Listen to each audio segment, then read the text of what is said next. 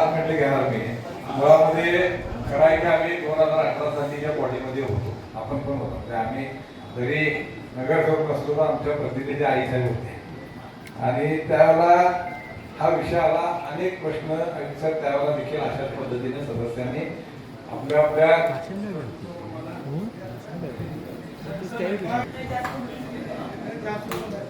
त्यावेळेला देखील महापौर साहेब असे प्रश्न उपस्थित राहिले होते. प्रशासनानं आम्हाला समाधानकारक त्यावेळेला उत्तर दिले. आयुक्त साहेब त्यावेळेला देखील मुद्दे काढले गेले. आपण निश्चितपणानं आयुक्त साहेब आपण पण एक चोख पद्धतीने काम करणारे अधिकारी म्हणून आम्ही आपल्याकडे पॉझिटिव्ह ऍटिट्यूड बघतोय.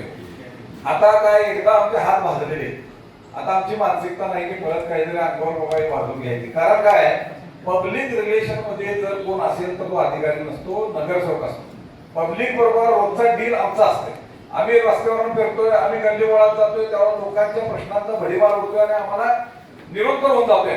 किती दिवस सांगणार करार झालेला नाही, किती दिवस सांगणार त्या कंपनीचं बिल काढलं नाही म्हणून त्यानं दिवे लावलेले नाही, दिवे आलेले नाही, दिवे आले तर 4-4, 6-6 प्रत्येक वॉर्डामध्ये, तिथं बंद 25-30 अशा अनेक प्रश्नांनी म्हणजे त्याचा त्रास एवढा झाला ग्रासलोय आम्ही.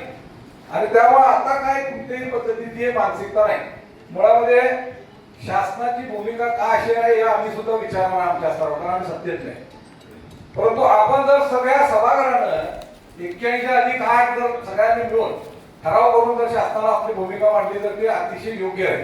कारण आपण मागचे जे काय आपल्या लूप होत आहेत, मागच्या ज्या काही ESL कंपनीनं ज्या पद्धतीनं CCMS पासून त्या सगळ्या गोष्टी, कारण मला ही दळवींनी जे सांगितलं ते खरं आहे. आम्ही सूचना आयुक्त दिली होती, सगळ्या प्रमुख गटनेत्यांनी सूचना दिली होती की ओरिजिनल कंपनीचे म्हणजे ब्रँडेड कंपनीचे दिवे लावा. कारण काय महापौर साहेब, आता हा माझ्याकडे आपल्याला कोण आहे, हे तर किंमत बघितली की ₹1,00,000-1,25,000 आहे. परंतु हेच असं दिसणार आहे अशा पद्धतीची कॉपी पेस्ट येते तिथे 5-6 रुपयाला मिळते, ती चायनीज असते. तर हे धोका होऊ नये म्हणून आम्ही त्यावेळेला आमचे मुद्दे मांडले होते. परंतु दुर्दैवानं ती उपसूचना घेतली गेलेली. आम्ही 5-6 ब्रँड दिले होते, त्यामध्ये सिस्का, फिलिप्स, क्रॉम्प्टन, बजाज असे चांगले ब्रँड दिले होते.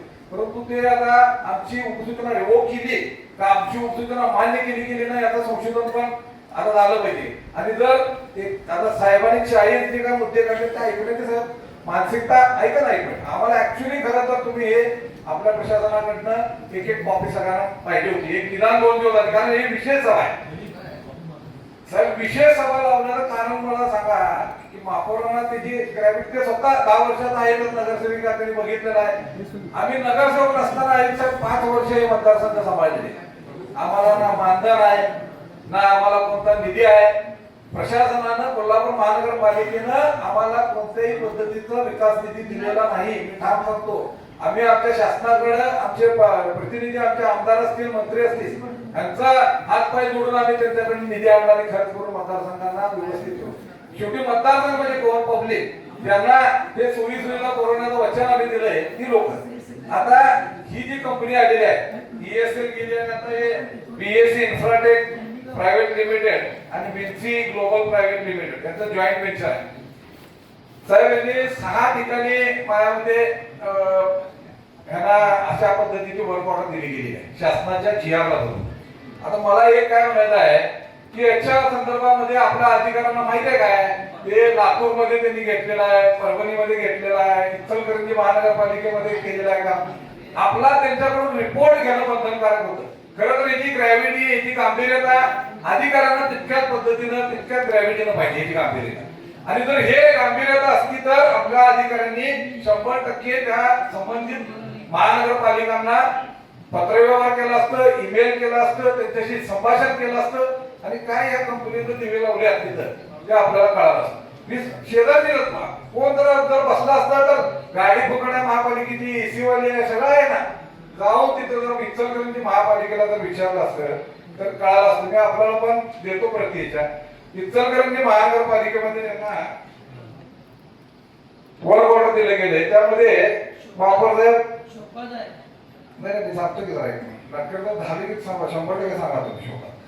13/4/2025 रोजी एक पत्र आहे आणि परत 29/4/2026 पत्र आहे. ह्यांना महानगरपालिकेनं काय सांगितलं जरा वाचून सांगतो. मी मुद्द्याच देतो म्हणजे फारसा वेळ घेत नाही. 1/1/2026 ते दिनांक 28/2/2026 या कालावधीमध्ये केले कामाचं समाधानकारक अहवाल आपणास देण्यात आले. कोण म्हणतंय? इचलकरंजी महानगरपालिका आयुक्त म्हणतात ना हे या कंपनीला. संदर्भात आपल्या मार्फत कोणतीही संदर्भ क्रमांक 2 व 3 मध्ये नमूद केले याची संदर्भ आपले मार्फत कोणतीही कारवाई करण्यात आलेली नाही.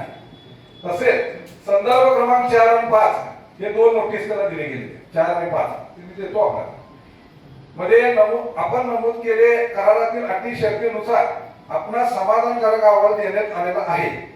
करार करतेवेळी आपले प्रतिनिधी यांचे समक्ष झाले चर्चेनुसार करार केल्यानंतर 6 महिन्यांच्या आत शहरातील सर्व पतदिवे बदलणार असल्याचे मान्य केले होते व त्यानुसार बदलण्यात आलेल्या पतदिव्यांची देखभाल दुरुस्ती करण्याबाबत मान्य केले होते. परंतु मागील 4 महिन्यांमध्ये आपणामार्फत फक्त जवळपास 450 पतदिवे बदलणे